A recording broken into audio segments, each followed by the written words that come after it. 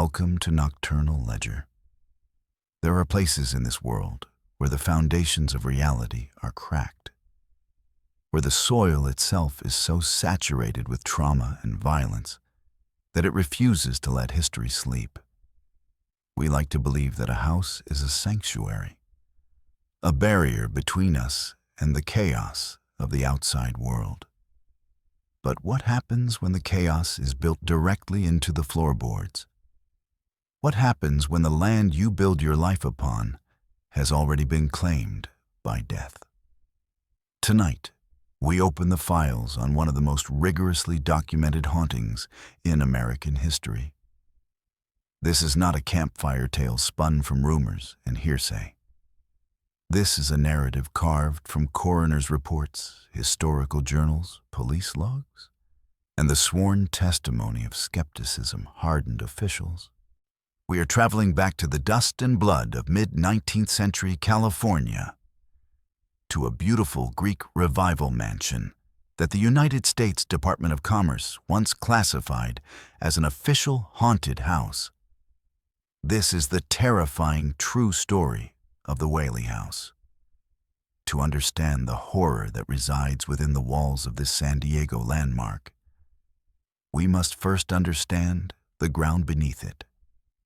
Before the bricks were laid, before the windows were glazed, and long before the first scream echoed through the halls, this plot of land in Old Town San Diego served a much darker purpose. In the 1850s, the law in California was often swift, brutal, and public. The land where the Whaley House now stands was the town gallows. It was a place of execution, a patch of dirt where the condemned took their final, terrified breaths. And the most infamous of these executions occurred in August of 1852. The man's name was James Robinson, though history remembers him better by his moniker, Yankee Jim. He was a drifter, a thief, and a man condemned to die for the crime of grand larceny. The execution of Yankee Jim was not a clean affair. It was a butchery that would stain the location with a dark, residual energy that persists to this very second. The gallows were makeshift, constructed hastily.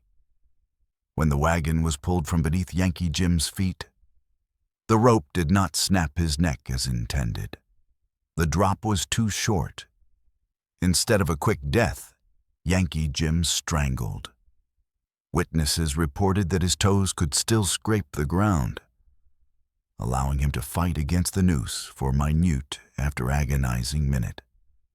He swung there, twisting, gasping, his boots dragging in the dirt, and his eyes bulging as the life was slowly, painfully squeezed from his throat.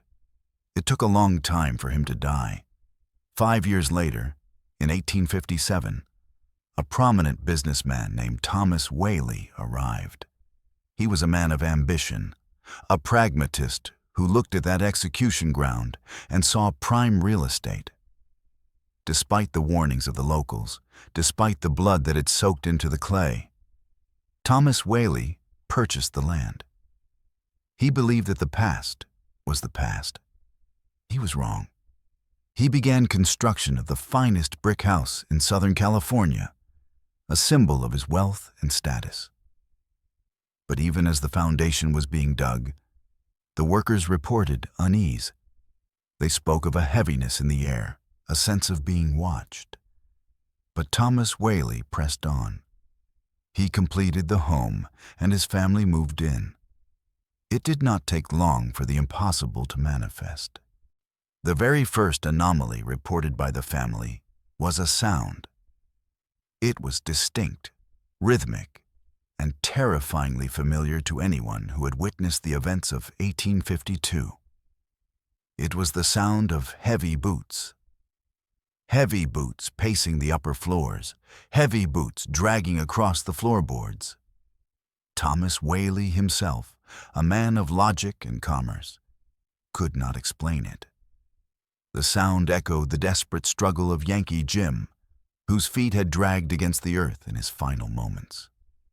The archway between the parlor and the study is said to stand exactly where the gallows beam once loomed.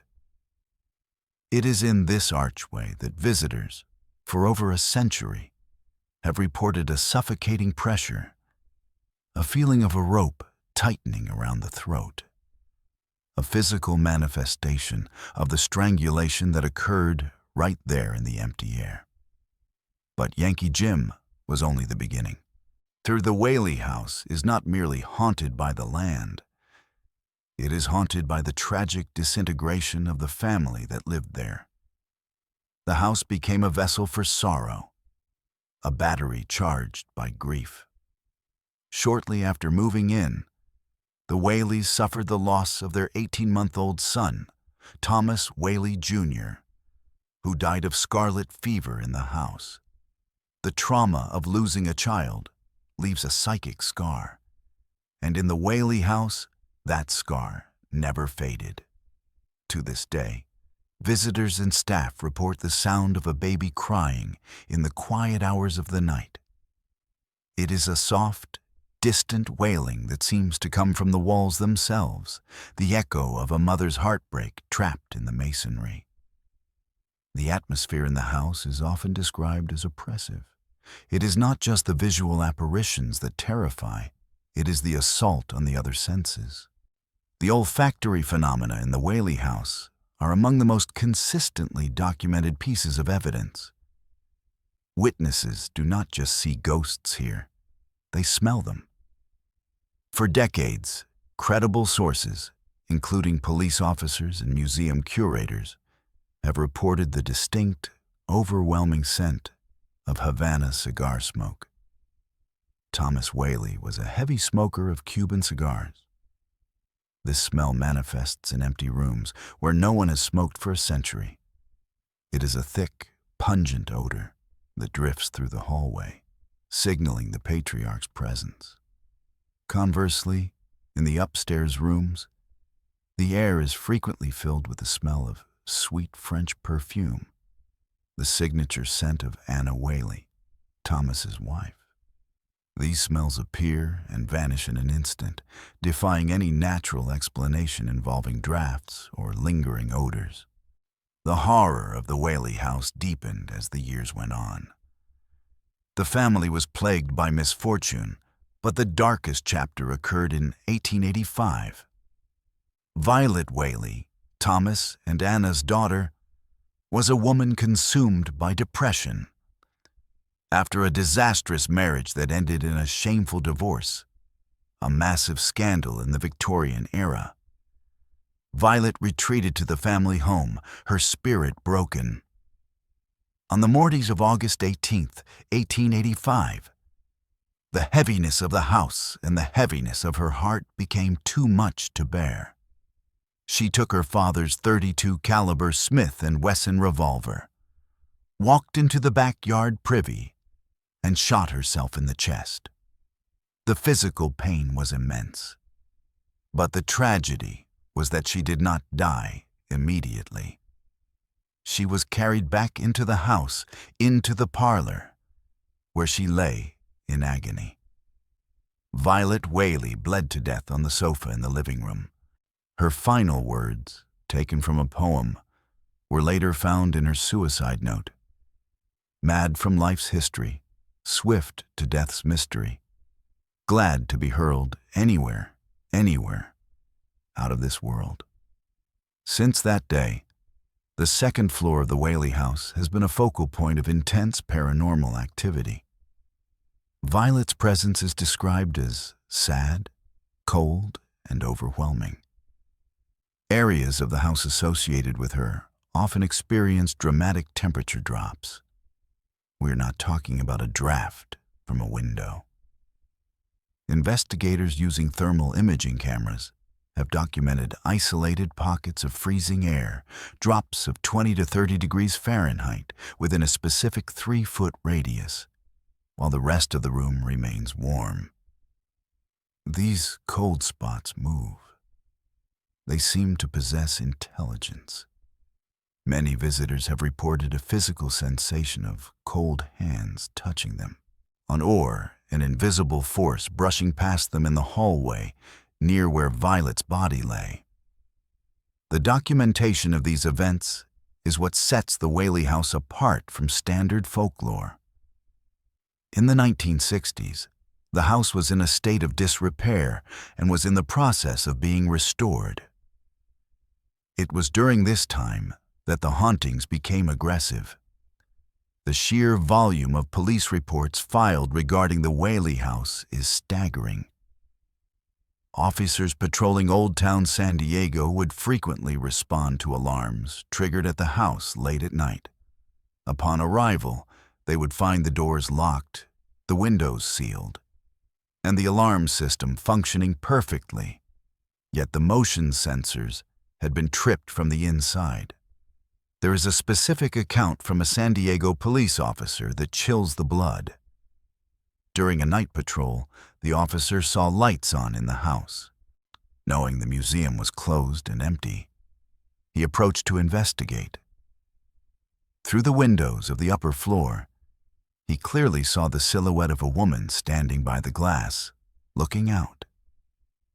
He banged on the door, demanding entry, believing an intruder was inside. When he finally gained access with the help of a caretaker, the house was completely empty. Dust lay undisturbed on the floor. But the officer refused to enter the house alone ever again. This was not a man prone to flights of fancy. This was a trained observer of facts, shaken to his core by what he saw. Perhaps the most famous interaction with the entities of the Whaley House involves the television personality Regis Philbin. In 1964, long before he was a household name, Philbin visited the house to film a segment for a local news show. He was skeptical, hoping to have a bit of fun with the local ghost story. He and a cameraman entered the house at night. The atmosphere, he later recounted, changed the moment they crossed the threshold. The air grew thick. As they stood in the parlor, Philbin reported seeing something that defied logic.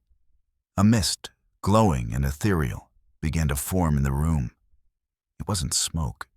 It was a phosphorescent energy. At the same time, a woman appeared. It was not a solid figure, but a shimmering outline. Philbin, overwhelmed by a primal sense of dread, fled the house. He later stated on national television, "You know, a lot of people poo-poo it because they can't see it. But there was something going on in that house." The evidence continued to mount through the late 20th century. In the courtroom, yes, Thomas Whaley also rented out part of his house as the county courthouse. Visitors have reported a different kind of phenomenon. This room was where legitimate legal proceedings took place, where sentences were handed down. People standing in this room often report feeling sudden waves of dizziness, nausea, and a tightening in the chest. It is a somatic replay of the anxiety felt by prisoners waiting for judgment. Photographs taken in this room frequently show orbs, strange streaks of light, and sometimes the faint outline of faces in the window, reflections that do not match anyone in the room. One of the most disturbing aspects of the Whaley House hauntings is the interaction with children. There is a documented incident involving a young girl who was touring the house with her parents. She began to wave and smile at an empty corner of the kitchen. When her mother asked who she was waving at, the girl replied, "The man." She described a tall man in a frock coat and a wide-brimmed hat, clothing from the mid-19th century, who was smiling at her. This description matches photographs of Thomas Whaley perfectly, photographs the child had not yet seen. The entity did not seem malicious to the child, but the implications are terrifying. It suggests a consciousness that is not just replaying a loop, like a recording, but is aware of the present, aware of the living, and capable of interaction. Skeptics have tried for years to debunk the Whaley House. They cite the settling of the foundation as the cause of the footsteps. They claim the wind from the nearby ocean causes the cold spots. They argue that the smells are merely old wood and dust playing tricks on the brain. But these explanations fail to account for the specificity of the phenomena. A settling foundation does not sound like heavy boots dragging a dead weight. The wind does not smell like expensive Cuban tobacco. And old wood does not create the visual apparition of a woman in a green gingham dress, a figure seen by countless independent witnesses over decades, matching the description of a dress Anna Whaley was known to wear. The auditory phenomena recorded in the house provide some of the most compelling evidence. During paranormal investigations, electronic voice phenomena, or EVP, have been captured repeatedly. These are voice recordings found on digital and analog tape that were not audible to the human ear at the time of recording. One particularly chilling recording, captured in the study, features a gruff male voice whispering, "Get out." Another, recorded near the staircase, captures the sound of a woman weeping, followed by a soft, "Why?" These are not vague noises. They are distinct, intelligent responses to the presence of the living. We must also consider the psychological toll on those who worked in the house. Curators and docents who spend their days in the Whaley House often report a gradual draining of energy. They speak of a fog that descends on their minds after spending too many hours inside. Some have quit their jobs, unable to handle the feeling of being constantly observed from the shadows. There is a report of a security guard who, during a night shift, felt a hand clamp firmly onto his shoulder. He spun around, weapon drawn, to find the hallway empty. The physical pressure on his shoulder remained for minutes afterward, a phantom grip that left a bruise. The Whaley House stands today not just as a museum, but as a monument to the unexplained. It challenges our understanding of death. If Yankee Jim is still there, fighting for air in the archway, if Violet is still there, bleeding on the parlor floor, if Thomas is still pacing the halls, guarding his investment, then what does that say about the nature of our existence? Are we simply energy that can be trapped in a location? Is the Whaley House a unique convergence of geology and tragedy? Or is it simply one of the few places where we are forced to acknowledge what is happening all around us, all the time? The Department of Commerce did not label this house haunted lightly, and they did so because the weight of the evidence, the sheer volume of corroborating testimonies from credible citizens, was impossible to ignore. It is a location where the past has not passed. It is a location where the dead are not silent. As you lay in bed tonight, in the safety of your own home, listen closely to the settling of the house. Listen to the creak of the floorboards. Is it just the wood expanding and contracting with the temperature? Or is it the echo of a history you cannot see? The Whaley House reminds us that we are never truly alone. The walls have memories. The soil has a voice. And sometimes, when the conditions are right, they scream. This has been a file from the Nocturnal Ledger. The evidence is there. The reality is yours to question. Sleep well, if you can.